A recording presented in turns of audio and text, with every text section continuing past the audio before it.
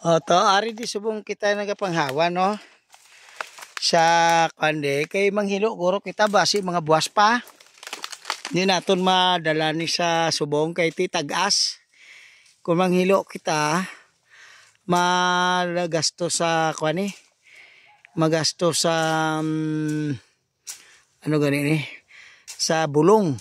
So kwaon ta gid ni siya para nga ang mabilin nga wala matapas amo nang aton nga hiluan. Pare naman sila di si babaw. Lapad-lapad naman ri ang ano na.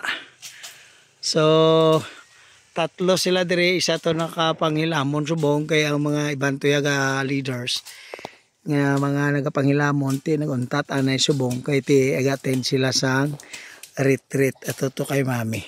So ari di og kuhaan ko ni kay ang area ni kinahanglan ni siya kanon limpyuhan gid anay anti siluan. No te ari kasi boss pwede to makasugod na panghilo kay para ni kabalik dayon ang kwan. Iba ni guro tutdan pa ni amat-amat para nga makakuan siya.